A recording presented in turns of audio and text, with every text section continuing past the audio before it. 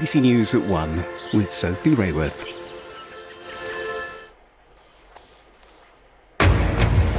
The Vatican has announced the death of Pope Francis. He died this morning at the age of 88. This is the scene at the Vatican now, where crowds are gathering in St. Peter's Square. It was here 24 hours ago that the Pope was last seen in public as he blessed thousands of Easter worshippers.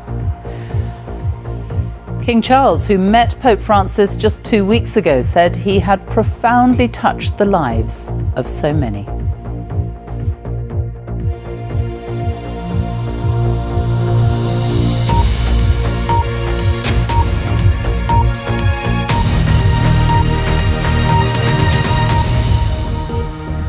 Good afternoon. Pope Francis, the head of the Catholic Church, has died at the age of 88. The Vatican says he died at 7:35 this morning.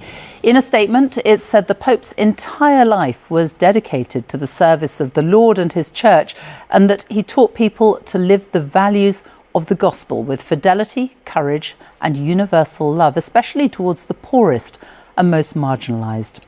Well, this is the Vatican this afternoon. Mourners are gathering in St. Peter's Square to pay their respects to the Pope. He was already in his 70s when he was elected in 2013. He'd been suffering from ill health and was admitted to hospital in February for pneumonia in both lungs. He'd been discharged last month after 5 weeks of treatment for an infection. And he was last seen in public just yesterday, appearing on the balcony overlooking St. Peter's Square to wish Happy Easter to the thousands of worshippers who had gathered there to see him. Well, tributes from around the world are being paid to the Pope, who was the leader of more than 1 billion Catholics. We will be looking back at his life and hearing some of those tributes. And we'll be looking at what happens next as his successor is chosen. Our first report this afternoon is from our religious editor, Alim Makboul. To the end, there for those he felt most connected with, greeting the masses on Easter Sunday, his last public act. Cari fratelli e sorelle, buona Pasqua. Always a pope devoted to his work, finding it difficult to rest even when told he had to. Recently meeting the king after his 5-week stay in hospital, and yesterday, the US Vice President.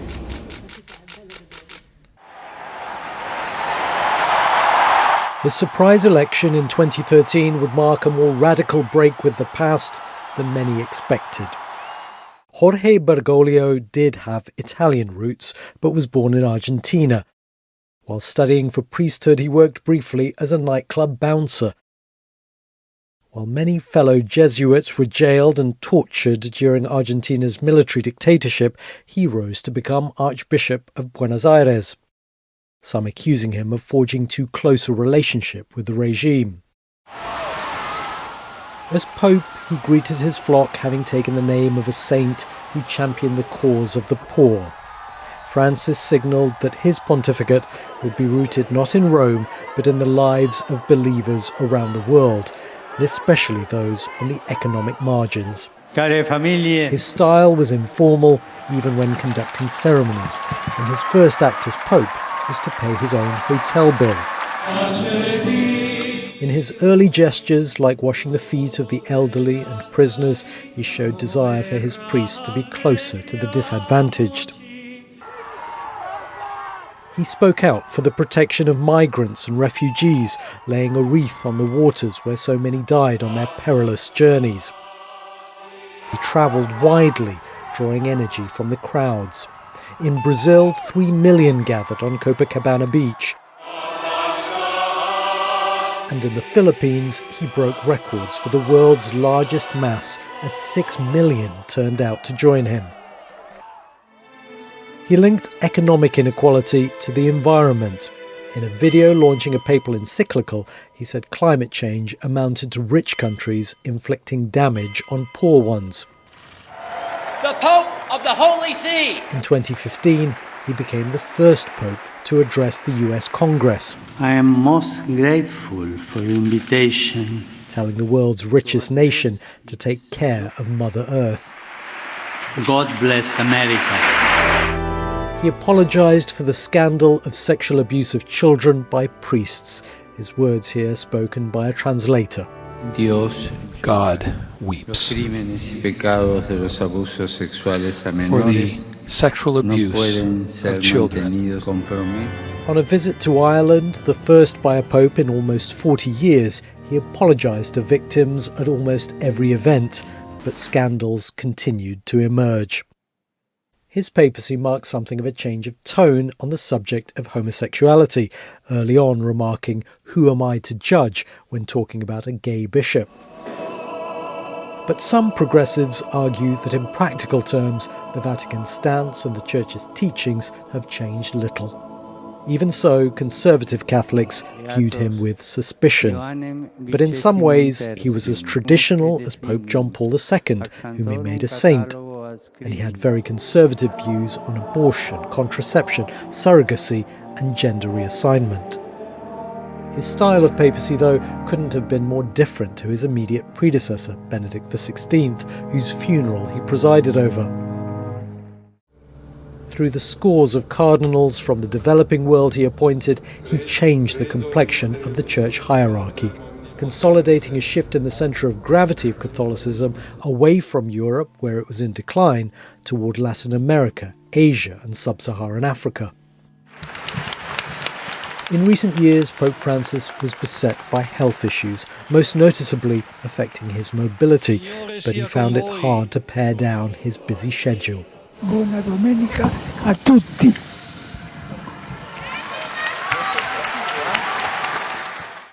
He was, above all, a pastoral pope, a man of humility who preferred the fellowship of ordinary believers to the trappings of ecclesiastical status and power.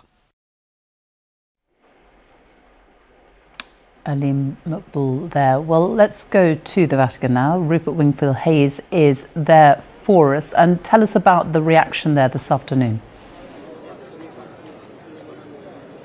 Well, Sophie, as news has started to spread across Rome this morning that the Pope had died, people have begun to come here to St. Peter's.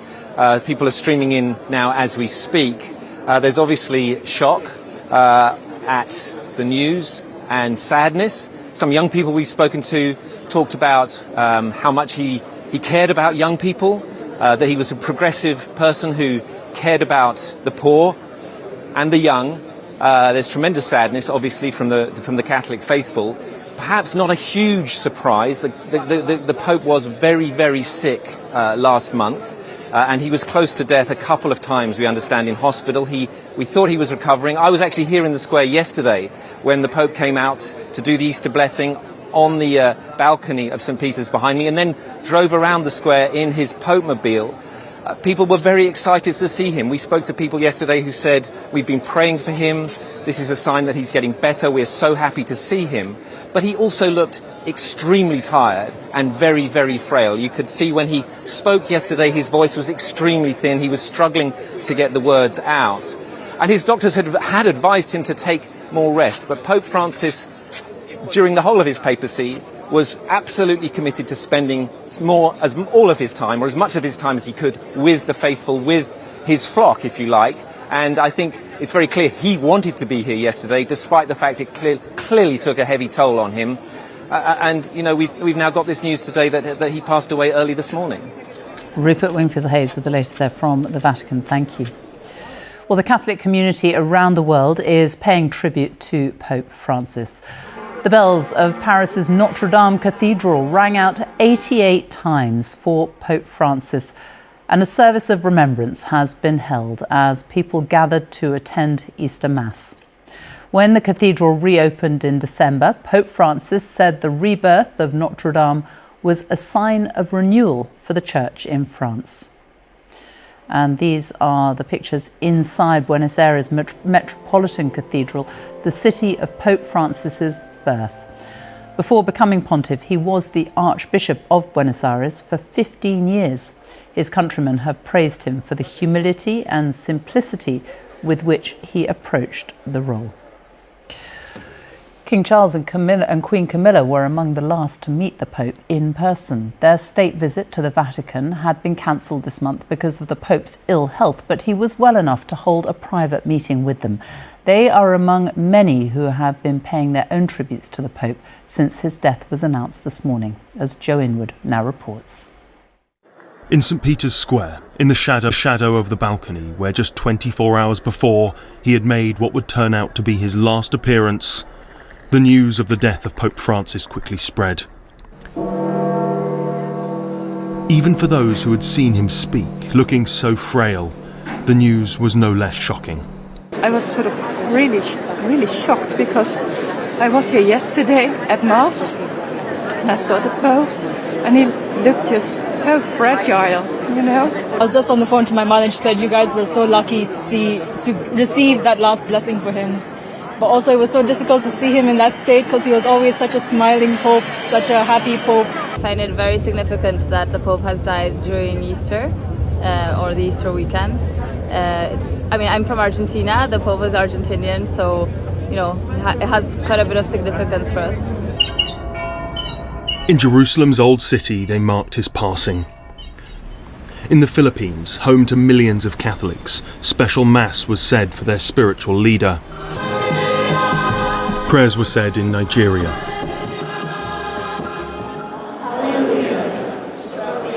In Jakarta, where there is a small but devout Catholic population.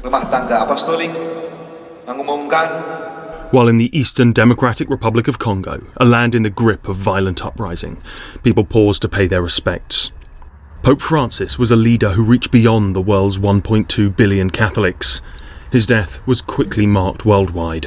His was a papacy of firsts, the first pope to hail from the Americas, the first Jesuit pope, and the first to take the name of that great champion of the poor, St. Francis of Assisi.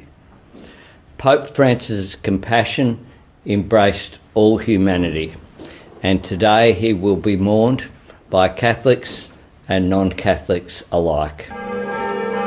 At France's recently reconstructed Notre Dame Cathedral, the bells rung for his passing as people gathered to pay their respects. Throughout his pontificate, he's been at the side of the most vulnerable and fragile, with a great deal of humility and a very special sense of humanity in these times of war and brutality. And in this, he was faithful to a tradition that was dear to him. While Sir Keir Starmer said Pope Francis was a pope for the poor, the downtrodden and the forgotten, he was close to the realities of human fragility, meeting Christians around the world facing war, famine, persecution and poverty. Yet he never lost hope of a better world. One of the last global leaders to see the Pope in person was King Charles, who said that he was deeply saddened by his death, adding that throughout his work and care for both people and planet, he profoundly touched the lives of so many. And at cathedrals all around the UK, people began to gather. In Westminster, preparations are underway for a special mass. Why will he be remembered for you? As a strong man with determined to change the world. Shocked really, because when we saw him yesterday I thought he was getting a bit better. So it was really sad this morning when you heard that he's actually died. Yeah, I think the whole Catholic community is going to be devastated, first of all, even though that we knew it, that his health has been quite in a balance for some time. But as a leader of the Catholic Church, it is a devastating news for all of us, definitely. Cardinal Vincent Nichols said a voice for proclaiming the innate dignity of every human being, especially those who are poor or marginalised, is now silent. The legacy he leaves is one we must seek to carry forward and strengthen. Easter Monday Mass is always significant for Catholics, today more so than ever. Special services are being planned across the UK to mark the life and death of Pope Francis. Joe Inwood, BBC News. Well, Argentina has just announced 7 days of national mourning. Argentina, of course, where Pope Francis was born. Mark Easton is here with me, and it's going to be a huge shock despite people knowing he was suffering from ill health. Look back now for us at his legacy. He was a man, I think, who sought to embed radical change, to make his church less Roman and more Catholic, if you like, less focused on Europe and more on a diverse global congregation. He personally appointed almost 80% of the cardinals who will choose his predecessor. He wanted to bake in his vision of Catholicism, and he wants that to continue long after his death. But as anyone who's watched the movie Conclave will probably imagine, the politics and machinations of what happens next are likely to be convoluted. What I think we can say is that Pope Francis demanded that the Catholic Church become more humble, more focused on the poor and the dispossessed. He once said he wanted it to be a poor church for the poor. And that modest, that meek vision of Catholicism is perhaps the most powerful element of his legacy. I think he may go down in history as the Pope who changed the philosophy of the Vatican, the Christian thinking of the Catholic Church. Mark Easton, thank you. Well, the death of Pope Francis will affect the more than 1 billion Catholics right around the world. We have correspondents in Europe, Africa, the Middle East. Let's start with Yolande Nell, who is in Bethlehem. Yolande. Well, Palestinian Christians have been expressing their great sorrow about Pope Francis's death and remembering too his calls for peace in the Holy Land. Going back to his visit here back in 2014, he was on a stage right in the spot in Manger Square where I am at the moment, in front of the Nativity Church built on the spot where it's believed that Jesus was born. There was a big open air mass here. More recently too, the Pope had been increasingly vocal in criticism of Israel's military offensive in Gaza, calling the situation there dramatic and deplorable. The mayor of Bethlehem, Anton Salman, spoke to me a short time ago. He said that the death of Pope Francis was a great loss for the Palestinian people. He said that he was one of the few leaders in the world who were supporting Palestinian rights, and he hoped that the next Pope would be taking up strong positions too. Like a lot of people I've spoken to around the square, he remembered as well how the Pope would call regularly to a priest in Gaza City and speak to some of the hundreds of the Gazan Christians who have been sheltering in the Holy Family Catholic Church there, really seeing that as a gesture of great personal support and solidarity. Yolande, thank you. Well, let's go to Spain now. Guy Hedgecoe is in Madrid, and 3 days of mourning have been announced in Spain. Yes, that's right. I mean, any pope is a significant figure here in Spain. It is, of course, a Catholic country, and that was certainly the case with Pope Francis.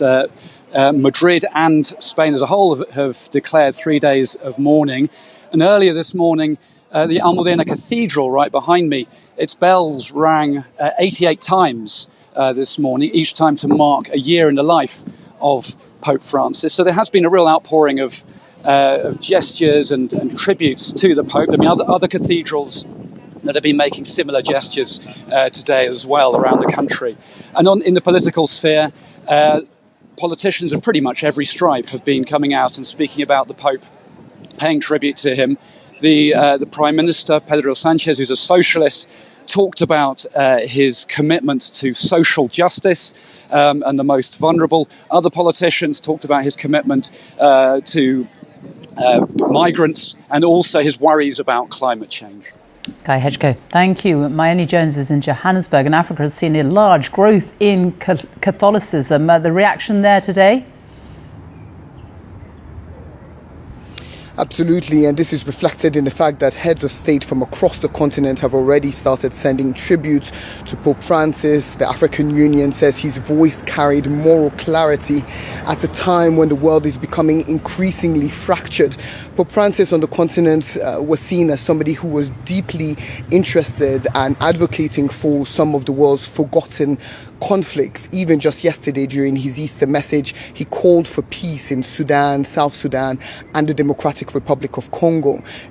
That's a country that he visited in 2023, one of his last international trips. He also went to South Sudan, and many Africans see him as somebody who wasn't only willing to talk about peace in those places, but also willing to physically put himself there in order to show solidarity with the peoples of Africa. There's also been a lot of admiration for his stance on migration, his constant reminders of the human rights of migrants and the importance of preserving them. He will be mourned by the 281 million Africans who are believed to be Catholics, most of them in the Democratic Republic of Congo, but others right across the continent. Mayeni, thank you. And finally, let's go to our Europe editor, Katya Adler, who is in Brussels. Katya. Well, Sophie, I'm outside the largest Catholic cathedral in Brussels.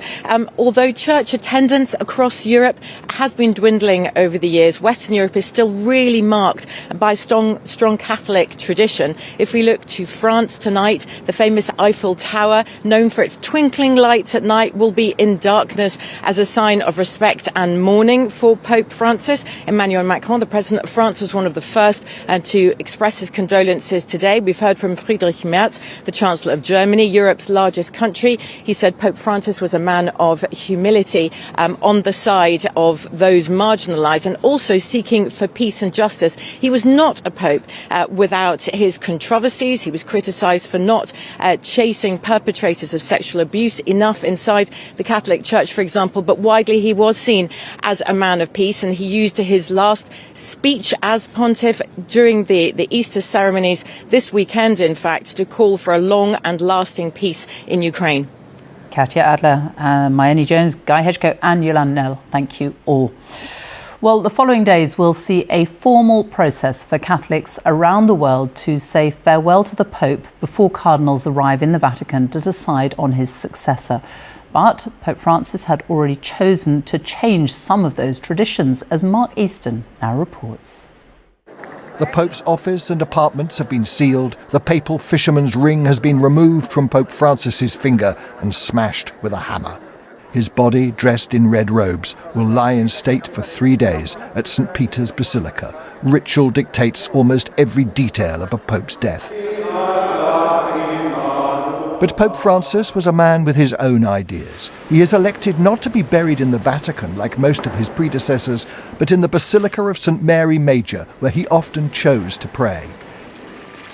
It's in one of Rome's less glamorous neighbourhoods, Esquilino, home to budget hotels and modest B&Bs, close to the main bus and railway stations, the district where many immigrants have put down roots. Unlike the grand and traditional papal funeral afforded to Pope Benedict in 2023, Francis has designed a much humbler service. Rather than the grand 3-layered papal coffin, his will be a simple wooden casket. The funeral will take place within a week, amid 9 days of official mourning. The conclave to elect his successor won't begin for at least 15 days. 138 cardinals under 80 are eligible to vote. Pope Francis's appointments have ensured it's a much less European constituency than before, with 18 South American and 18 African cardinals among those who must decide upon the direction of the Catholic Church. Mark is with me now. It is a historic process and a very complicated one as well. It is complicated. As we were discussing earlier, anyone who's seen the film Conclave will know it can be very convoluted, very political, a lot of machinations. But the point here, I think, is that the death of a pope marks the end of a chapter in the story of the Catholic Church, and the new pope, whoever it will be a man, will write their own new chapter. They can take the institution in a new direction. But what Pope Francis was clearly determined to do, and you can see it in so many of the traditions and things that he challenged during his time as pope, he wanted to ensure that his legacy would remain, that the Church could actually see itself as a global institution, reflecting the demands of a population right across the planet, a diverse population. And that perhaps will be his true legacy. Mark, thank you. Well, in the last few minutes, President Trump has paid his respects, writing on Truth Social, "Rest in peace, Pope Francis. May God bless him and all who loved him." And more tributes have come in from around the world. Italy's Prime Minister, Giorgia Meloni, said the Pope was a great man, a great shepherd. She said she had the privilege of enjoying his friendship, his advice, his teachings. Russia's Vladimir Putin expressed condolences to the Vatican and said, "In this sad hour, I would like to convey to you and the entire Catholic clergy my words of sympathy and support." India's Prime Minister Narendra Modi said the Pope would be remembered as a beacon of compassion, humility and spiritual courage by millions across the world. And the Dutch Prime Minister said with his sober way of life, acts of service and compassion, Pope Francis was a role model for many. Well, political and religious leaders across the UK have been paying tribute following the death of Pope Francis. Northern Ireland's First Minister said Catholics in Ireland and across the world will feel his loss deeply. Our Ireland correspondent Chris Page is in Armagh. He joins us now. Chris. Yes, Sophie, this city is regarded by people across the island of Ireland as their ancient spiritual capital. And here at St Patrick's Cathedral, the Archbishop of Armagh, the leader of the Catholic Church in Ireland, Eamon Martin, has paid tribute to his leader, saying that Pope Francis had shown immense courage and serenity in the face of frailty and suffering. And in Belfast, parishioners arrived for Easter Monday Mass this morning, just as word of the Pope's passing was spreading. We'd watched him yesterday on the news and we'd watched him in the Pope Mobile, and he made a big effort to go out and talk to the people, and I thought he was recovering, so very shocked and very sad. I heard it on the radio, terrible sad, and there he was out yesterday through all the crowds, blessing me children and everything. It was beautiful. So it's sad that he was sick. He was sick. He was a great inspiration. I found him a great, just quiet inspiration and an ordinary man. So, Lord rest him. Well, several decades ago, the Catholic Church held a very powerful position, particularly in the Republic of Ireland, but its moral authority has declined in recent years, not least because of scandals involving child abuse and the mistreatment of women in institutions for unmarried mothers. And when Pope Francis became only the second Pope ever to visit Ireland 7 years ago, he, at a Mass in Dublin, issued an apology and a plea for forgiveness, and that has been reflected upon today by the Irish Prime Minister, the Taoiseach Micheál Martin, who said the Catholic Church has lost an exceptional leader. Here in Northern Ireland, there'll be plenty of attention on political responses to news of Francis's death, given the history of sectarian division between Protestants and Catholic. The First Minister, Michelle O'Neill of the Irish Nationalist Party Sinn Féin, has said the Pope spoke passionately in support of the peace process, and the leader of the Democratic Unionist Party, Gavin Robinson, has offered notably warmer words than any of his predecessors on the passing of a Pope. He said Pope Francis was gentle, humble and caring. Chris, thank you. Masses for Pope Francis are expected to be held in Catholic cathedrals right across the United Kingdom today. Well, Sam Harrison is at Westminster Cathedral in central London, and a Mass is going to be held there later this afternoon.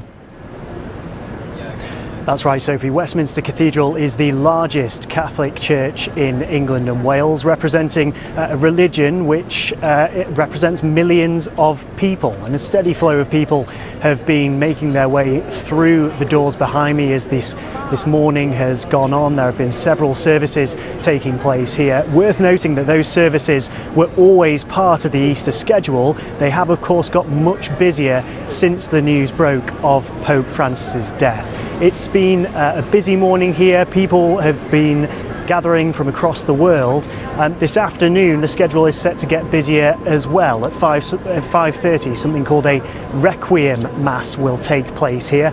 That gives the congregation a chance to come and pay their respects to Pope Francis, to pray for the Pope's soul. So things set to get busier here this afternoon, but we have been speaking to mourners who have travelled from across the world to be here in London and who have come to this famous church today. Thank you very much, Sam. Our Scotland correspondent David Wallace-Lockhart is in Glasgow, and tributes being paid there to the Pope as well today. That's right. Around 13% of Scotland, around 700,000 people, are Catholic, and many members of the Catholic community are attending Easter Monday Mass like this one going on at St Andrew's Cathedral in Glasgow, which has become an opportunity to pay tribute to the Pope. There's sadness, there's surprise, even though it was well known he had his health issues, and genuine fondness is clear for Pope Francis. And of course, there's been tribute paid by the Catholic Church in Scotland. The Archbishop of St Andrews in Edinburgh, Leo Cushley, said he was deeply saddened by the news that Pope Francis had always sought to achieve unity. The Bishop of Paisley, John Keenan, spoke about a time where all the Scottish bishops had an audience with Pope Francis. It was informal, it was relaxed. At the end, they presented him with a bottle of malt whisky, which he referred to as holy water. There's also been political reaction to the flags at Holyrood. The Scottish Parliament in Edinburgh are being flown at half-mast, and John Swinney, the First Minister, has paid tribute. He's someone who himself attends Catholic Church regularly with family members. He talked about heartbreak in that community as he paid tribute to Pope Francis. I know the Catholic community will feel his loss very acutely, but I think the loss of the Catholic community will also be reflected in the loss of other communities in Scotland and around the world who valued the principled spiritual leadership of Pope Francis, which has been always undertaken to make the world a better place, and we're profoundly grateful to him for that. Now, Pope Francis never made it to Scotland. He was expected to come to the COP Climate Summit back in 2021, but health reasons prevented him from travelling. Despite that, though, clear that as a spiritual leader, he touched the lives of many people in Scotland. David, thank you. Well, let's go to Wales now. Sarah Daffith is in Cardiff outside the city's cathedral. Sarah. Yes, Sophie, I'm outside the Metropolitan Cathedral Church of St David in Cardiff, where crowds of people have filed in for a mass service to celebrate the life of Pope Francis. And this cathedral, like many across Wales, will be open until 10 o'clock this evening, and a book of condolences has been left out for anyone wanting to pay their respects. Now, ahead of the service, I spoke to the Archbishop of Cardiff Maneva, Mark O'Toole, who said that this cathedral is open to anyone, whether you're Catholic or not, if you want a quiet moment of worship or to light a candle, something many have done today and will continue to do so. And among other tributes here from Wales, the First Minister, Eluned Morgan, said that on behalf of the Welsh Government and as a Christian, she offers her deepest condolences to the Catholic community here in Wales and across the world, saying that in his final months, Pope Francis spoke with moral clarity, and his legacy will endure in the lives he touched and the values that he championed, saying that the values will continue to inspire us here in Wales. Sophie. Sarah, thank you. And just to say, a special programme, Pope Francis, the People's Pope, will be available on the iPlayer shortly and will also be shown at 9 p.m. tonight on BBC One. We can take a brief look now at some other news today. And Ukraine's military has reported Russian drone attacks on several regions overnight, just hours after the end of an Easter truce declared by Moscow. It follows a rare day when there have been no air alerts in Ukraine, but fighting had continued on parts of the front line, with both sides accusing the other of thousands of breaches. The Prison Officers Association is urging the government to arm staff at some of Britain's highest security jails with tasers. There are renewed safety concerns following an attack on 3 officers at Franklin Prison by the brother of the Manchester Arena bombing. China has warned it will hit back at countries making deals with the US that hurt Beijing's interests. The comments follow reports that the US plans to pressure governments to restrict trade with China. Let's have a look at the latest weather now. Ben Rich is here to tell us all. Hello. Hi, Sophie. Thank you very much. Good afternoon. Rain features in the forecast for most of us this Easter Monday. We've got a band of cloud and outbreaks of rain pushing northwards and eastwards in association with a weather front. You can see the extent of the rain on the recent radar picture. Ahead of that, the northeast of Scotland seeing some spells of sunshine, although even here It'll tend to cloud over with a little bit of rain later on. And behind our weather front for Northern Ireland, for Wales, for the southwest, yes, we see some sunshine, but also a scattering of heavy and possibly thundery showers. Temperatures 11 to 17 degrees. Now, through this evening and tonight, our band of cloud and rain will linger across the northeast of Scotland. But elsewhere, the skies will tend to clear. We'll see some patches of cloud around some western hills, might turn a little bit misty in places, and a slightly chilly night for some, particularly in Northern Ireland, where one or two locations might get quite close to freezing. So we head into tomorrow, our weather front still sitting across the far northeast of Scotland, and then another area of low pressure swinging in from the west. So some cloud and rain to start off across the Northern Isles, then some spells of sunshine and a scattering of showers, and then as our area of low pressure swirls in, it will turn quite breezy and it will also turn wet across Northern Ireland, perhaps the far west of Wales, the far southwest of England by the end of the afternoon. Temperature wise, 13 in Aberdeen, 18 in London, so it will feel warm in any sunshine. That area of low pressure will move across the southern half of the UK during Tuesday night. It will tend to clear on Wednesday. High pressure starts to build from the north, so that means actually a decent amount of dry weather as we head towards the end of the week. A little bit chilly for some eastern coast, maybe some rain at times. But yes, a lot of dry weather, some spells of sunshine for the end of the week, Sophie. Thank you. And that's it from us. The news where you are is coming up next, but we will leave you now with these images of the Pope, who has died at the age of 88. Goodbye.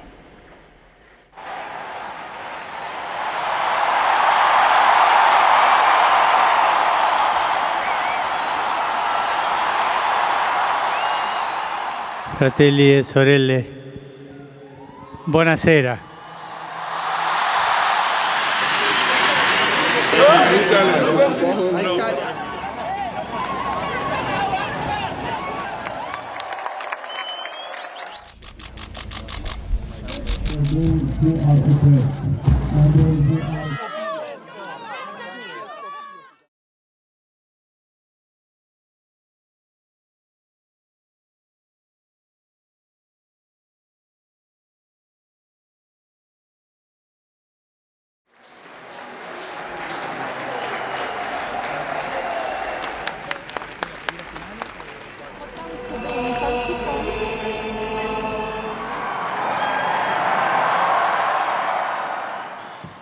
Cari fratelli e sorelle, buona Pasqua.